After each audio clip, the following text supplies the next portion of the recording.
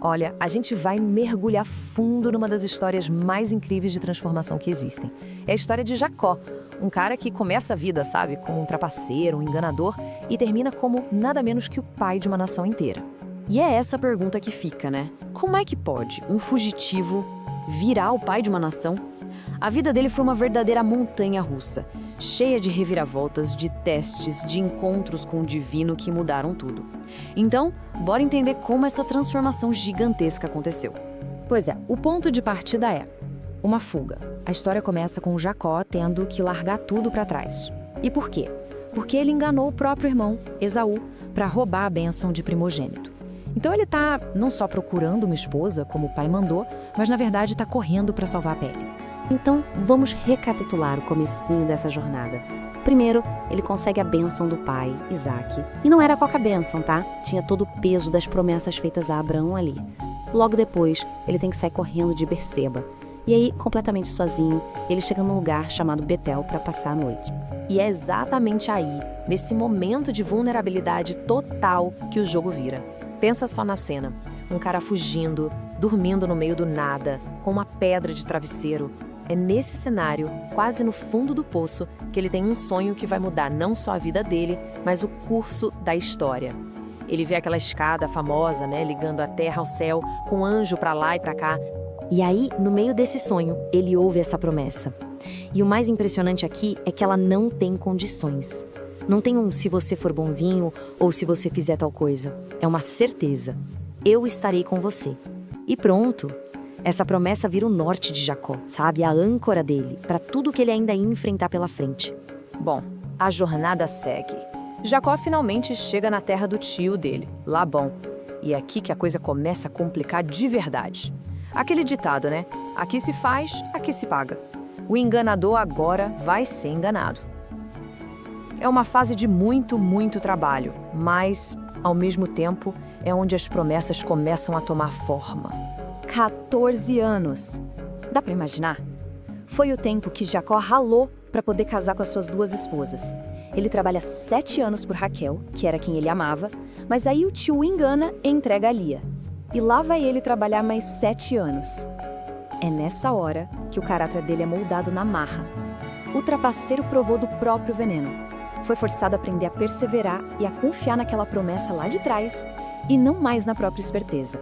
E olha só que interessante, durante todo esse tempo de provação, a promessa de ter muitos descendentes vai se tornando realidade. Um filho atrás do outro, no total, 12. É a prova viva do cumprimento da aliança. Cada um desses nomes que a gente vê aí vai se tornar o patriarca de uma das 12 tribos de Israel. A nação estava literalmente nascendo ali. Passam-se 20 anos. 20! E chega a hora de voltar para casa. Mas, e o passado? O medo de reencontrar o irmão Esaú era paralisante. E é nesse pico de tensão, nesse momento de puro medo, que acontece um evento mais misterioso e transformador da vida dele. E de novo, a gente encontra Jacó sozinho. Ele mandou toda a família, todos os seus bens, tudo, para atravessar o rio Jaboque. E ele fica para trás, sozinho na escuridão, esperando, totalmente vulnerável. Ele acha que vai enfrentar o irmão, mas, antes disso, tem um encontro que ele jamais poderia imaginar. Do nada, surge um homem misterioso e os dois começam a lutar. E lutam a noite inteira. Mas entende, não é só uma briga física, é uma luta espiritual. É o Jacó lutando com o seu passado, com seus medos. E a própria história diz que ele estava lutando com o divino.